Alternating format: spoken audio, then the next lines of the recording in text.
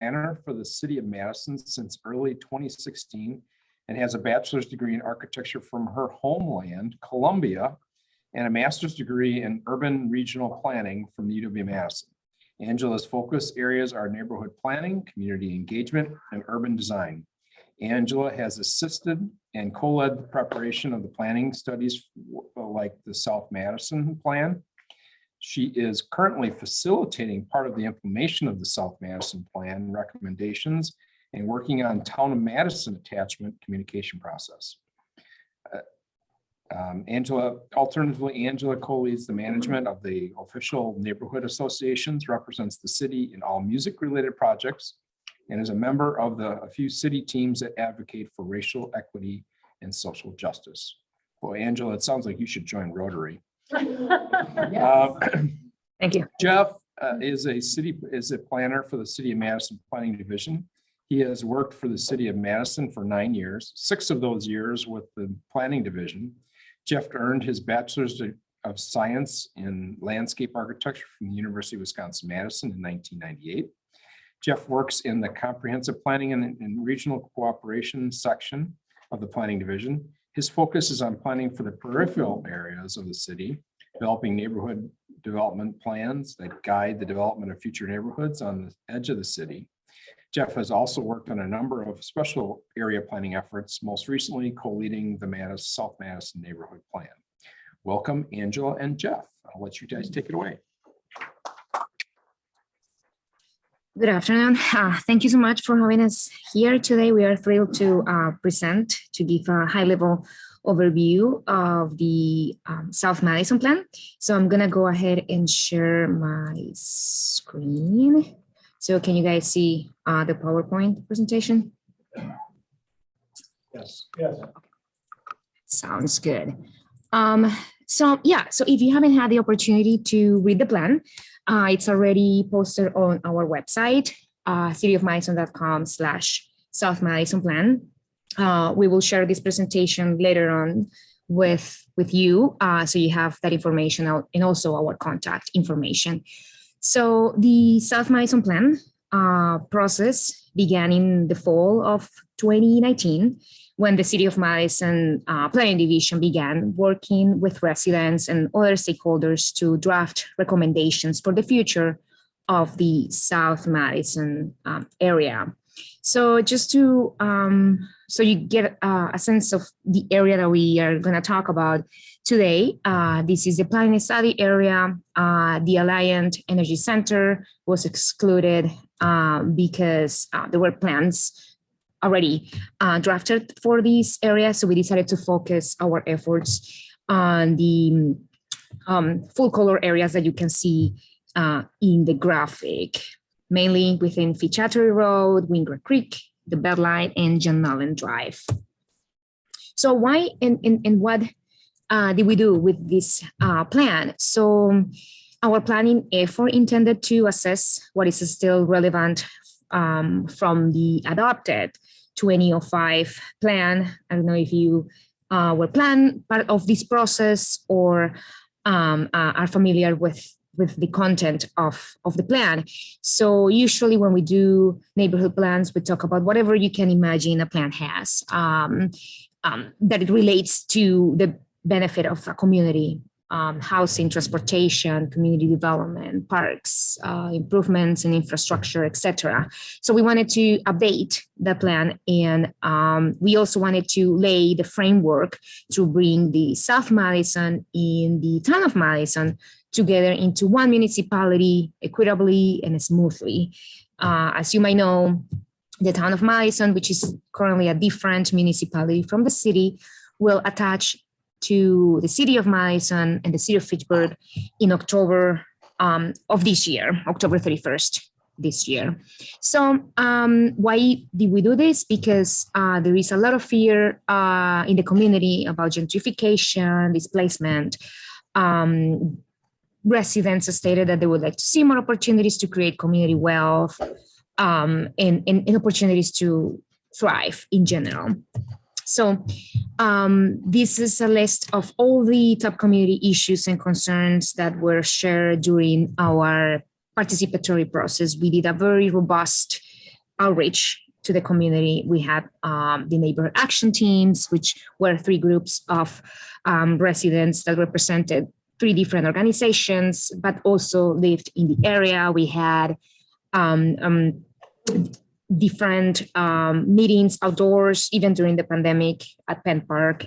We held various Zoom meetings, and we did our best to really reach out to the community in different forms. So they shared with us these top priorities, which, as I said, the fear of displacement and gentrification. People also asked for a community center. So there is one unified area where people can get together, build relationships, and also have programs for youth, for seniors, for the residents in the area. Residents also asked for affordable quality childcare, to improve bicycle and pedestrian infrastructure within the South Madison, and in general to improve the connectivity.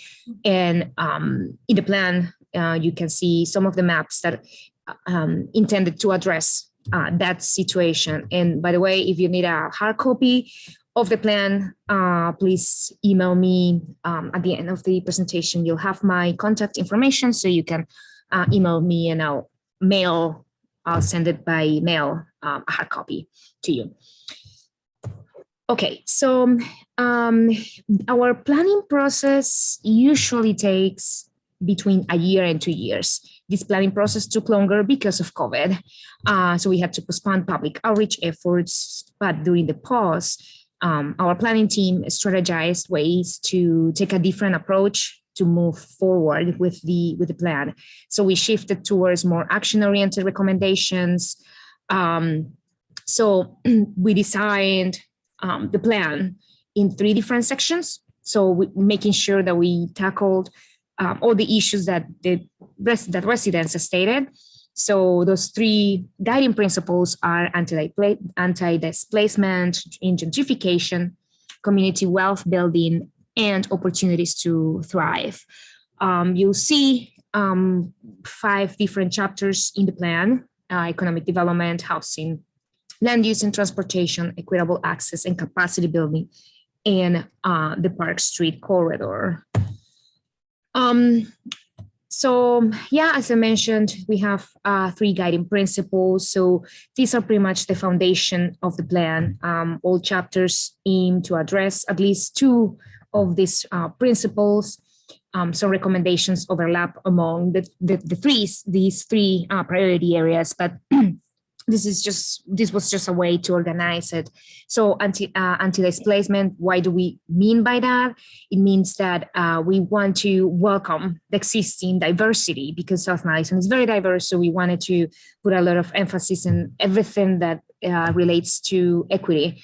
And given that South Madison is very diverse, especially in the African-American community and Latinx community. So we wanted to make sure that the city can have some financial resources within all the limitations that we have, right? I mean, we wish we had all the money to tackle all the problems, but we have started with some financial assistance for affordable housing programs and development, and that includes land banking for community wealth building.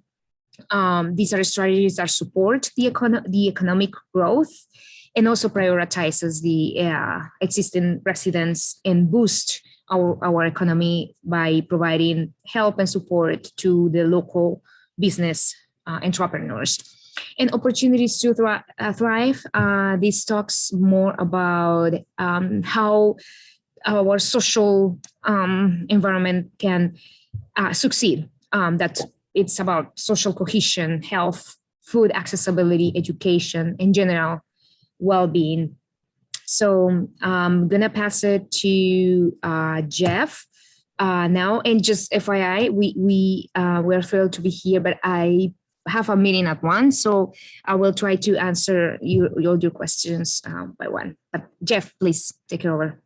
Thanks, Angela. So one area we spent a fair bit of time on, we're looking at areas where redevelopment could occur in South Madison without displacing folks from South Madison who wanted to to continue living there. Because we're being realists. We realize that development will occur, but again, with trying to focus on the theme of anti-displacement and gentrification, we spent a lot of time on these focus areas. So we have 3 focus areas.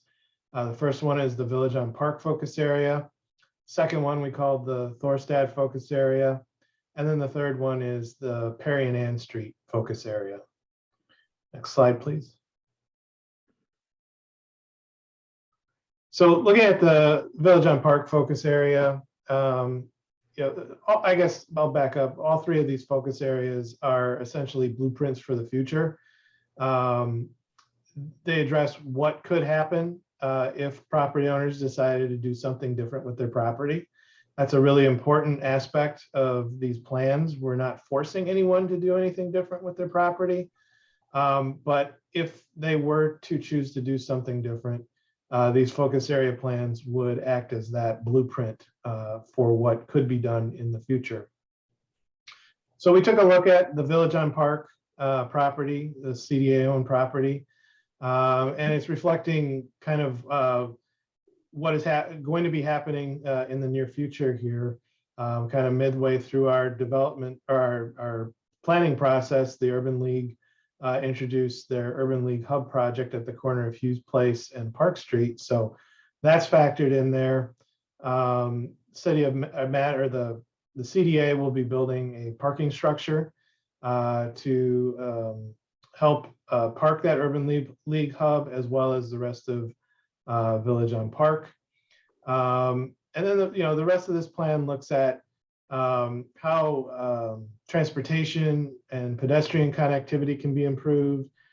So it proposes a Buick Street extension through the Village on Park site through to Cypress Way, a future Fisher Street extension to Badger Road, and then Hughes Street extension further to the east.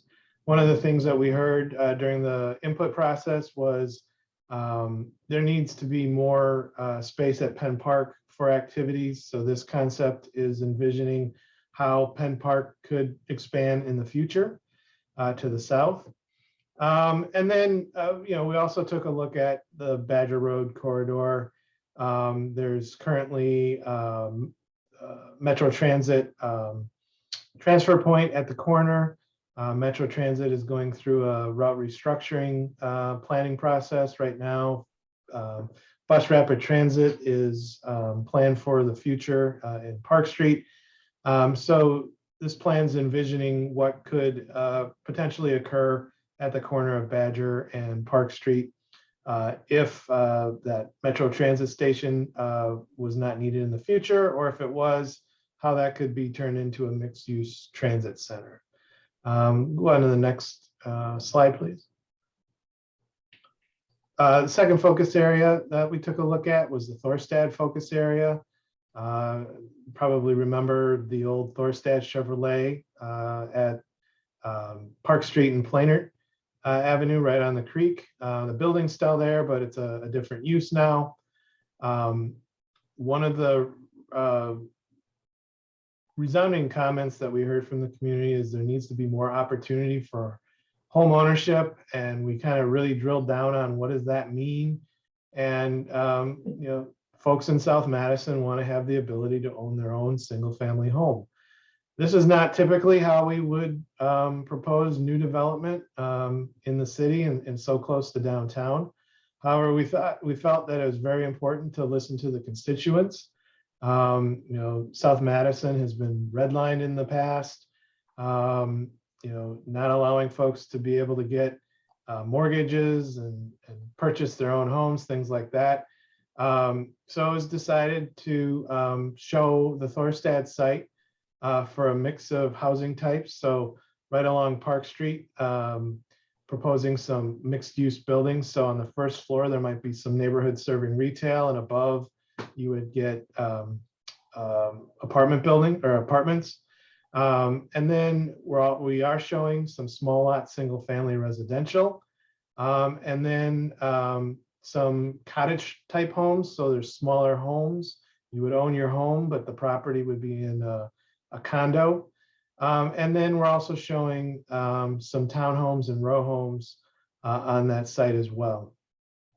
Other things about this concept, we're looking at kind of completing that street grid, making connections, proposing the North Avenue get extended to the west to Fish Hatchery Road across the railroad tracks, reconfiguring Plainert Avenue or Plainert Drive so it's further away from Wingert Drive. It just creates kind of a weird intersection there, kind of unsafe for pedestrians to cross. So yeah, in these plans, we're looking at transportation as well as different housing types. Proposing an expansion of Heifetz Park. It's currently a town park that will be coming to the city of Madison. Right now it's split between Burr Oak Lane. There's a north part and a south part. That doesn't really work well for a park. So the plan is proposing to revert the southern part of that park to single family lots and then expanding the northern half into a larger Heifetz Park. We'll go on to the third focus area. So this is the Perry and Ann Street. The building in blue is Madison, the new Madison College campus. Again, the highlight here is trying to create a better street grid, as well as some opportunities for employment and housing. So this concept is proposing extending Perry Street over the Beltline to connect it with Perry Street south of the Beltline, essentially connecting the neighborhoods to the north with the jobs to the south. Currently, anybody living north of the Beltline has to take kind of a circuitous route, out to Fish Hatchery Road, south over the Beltline, and then back to the east to those jobs south of the Beltline. This would be more of a straightforward, direct connection. The concept also adds a couple of other street connections. Right now, the street grid is kind of chopped up. And then proposing some employment type uses along the Beltline and frontage and Ann Street, and then transitioning back into the neighborhood with some low to medium residential and in those areas. And then as far as Madison College, we know the parking there isn't ideal. This plan is proposing structured parking that could potentially be shared between Madison College and maybe a new use right along the Park Street on-ramp. There could be some employment use, an office, that sort of thing. Go to the next slide. So what's happening now? The city has a South Madison implementation team made up of different city agencies. And that team meets on a monthly basis to check in and kind of work on different projects, implement different projects within the South Madison plan. Currently, that team or a subset of that team is working with the Urban League on their hub project. Soon to be working with Centro on a project. And also looking at opportunities for the city to land bank properties within South Madison for future redevelopment. And then there's also a South Madison reinvestment and equity study kicking off. Currently hiring a community engagement project manager, as well as 3 data collectors to help determine how future city dollars are spent in South Madison, implementing the South Madison plan. So I believe that's it. So our contact information's here, and I think Anna said we can share these slides with you so that you have our contact information. There's lots of information on the South Madison Plan website, the plan itself, but also kind of a compendium of all of our different meetings and engagements. A lot of those, at least for the second half of the project, are recorded since we did them in Zoom, so you can peruse those at your leisure as well. So with that, I think we can open it up to see if there are any questions.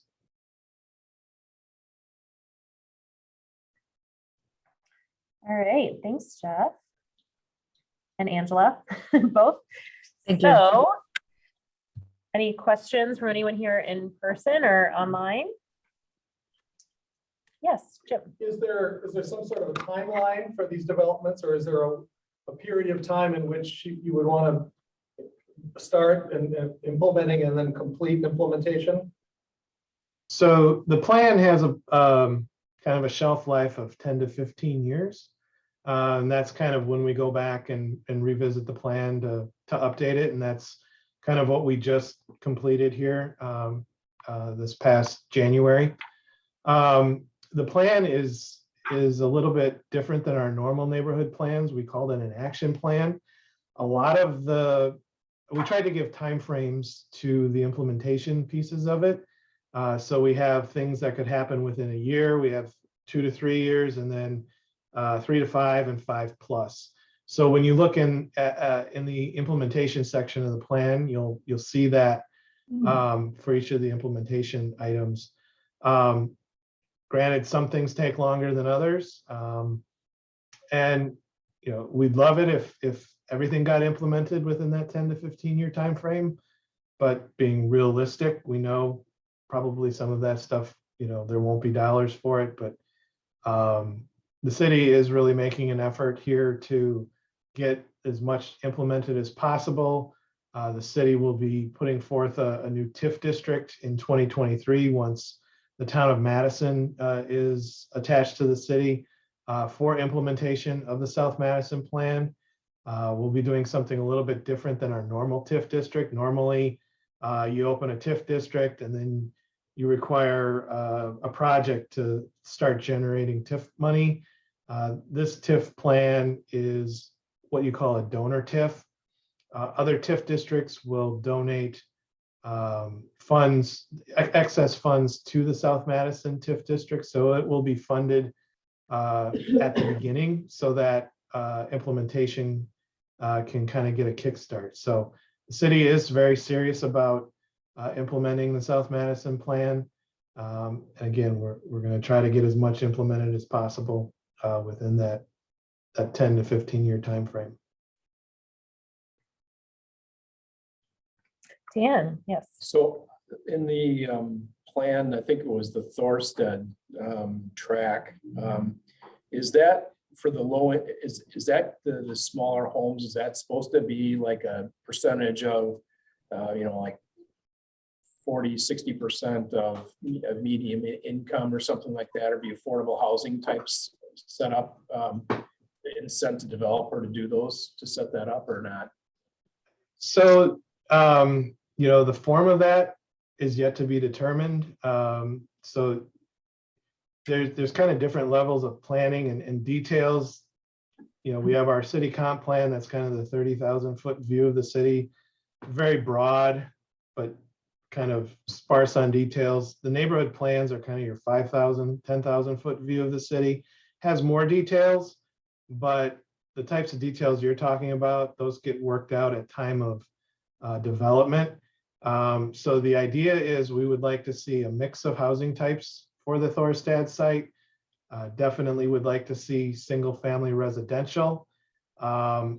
It's the desire, I think, of the community for folks who live in the area to be able to purchase those properties, but the mechanism as to how that happens, that's still up in the air. Currently, the city has a affordable housing fund map as to where affordable housing dollars can go to.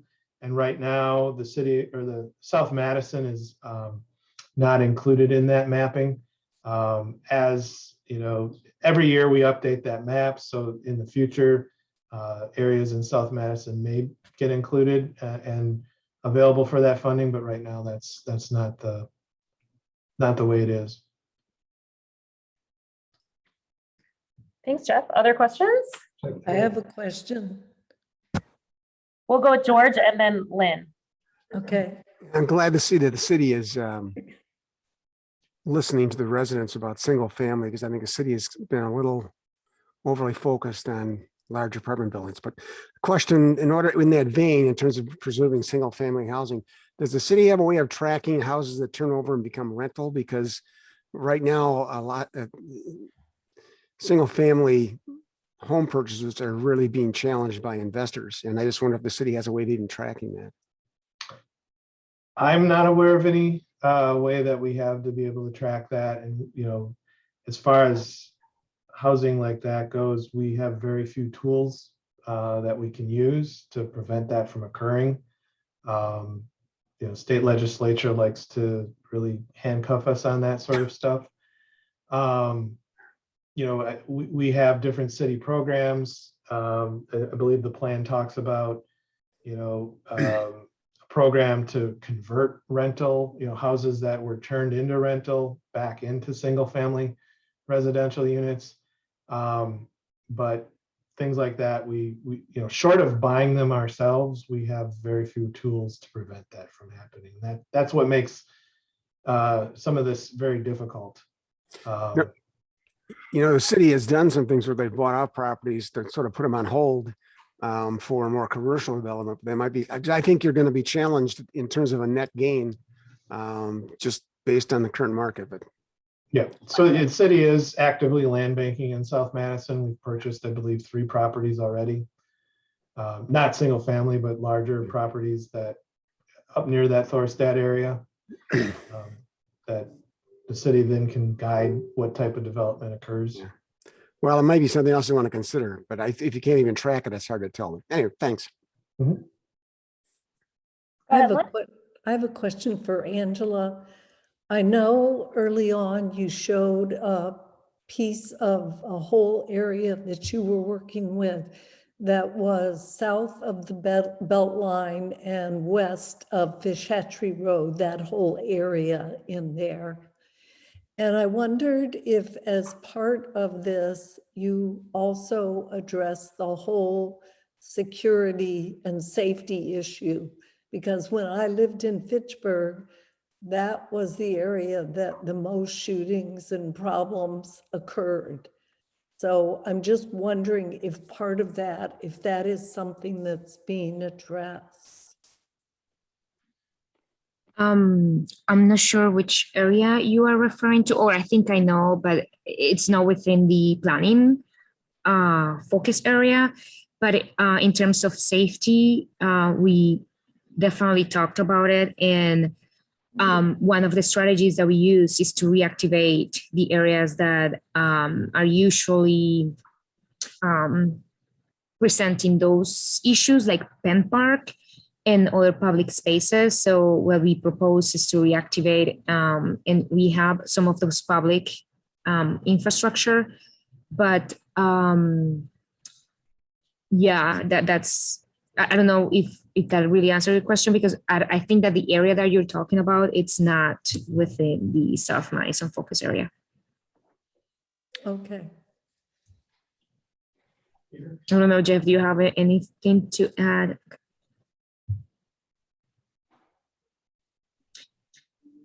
And regarding safety as well, so the NRT, the Neighborhood Resource Neighborhood Resource Team, meet on a monthly basis, and they always have conversations around safety with different organizations and a few residents of the South Madison. So there is also a way the city tries to keep track of safety and other issues regarding policing and crimes and things like that. So just to let you know, if in case you're not familiar with the Neighborhood Resource Team. Thanks, Angela. Peter? Yes, what is the timetable and who would pay for it for the Perry Street Bridge over the Beltline? So we don't have a specific timetable for that overpass. We put things like that in the plan so that they can occur in the future. So what would need to occur there is the DOT would have to do a study first and foremost. So this is kind of signaling to the DOT that, hey, we're serious about this. We'd like you to look at it. Once they complete that study, which could take a number of years, then we talk with the DOT about, will you help us fund this? And then we'd have to find the dollars. So I mean, in the plan, that's a 5+ year implementation piece. But because it's in the plan, other agencies like the City of Madison's Department of Transportation folks know to talk to the state DOT about that, and they can get that rolling. But that's a longer term piece of this plan. Any other questions from anyone? All right, well, thank you. I know, Angela, you got to run too, so if you have to jump off. Thank you.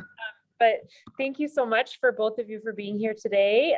Obviously, it's, part of our club is very invested and interested in South Madison community. So we're glad to see that the city's interest in keeping the area vital and revitalizing parts that need that. So in honor of all of our speakers, including yourselves today, we make a donation to the Rotary International's Polio Plus Fund, which serves to fund the eradication of polio. So that is something that we'll do in your honor as well. So thank you again for being here today. Dan, our speaker next week. Ann Albert from the Executive Director of Age Better will be talking about aging in place. Great. So join us next week for Aging in Place. And we'll see everyone next week. Thanks, Jeff and Angela.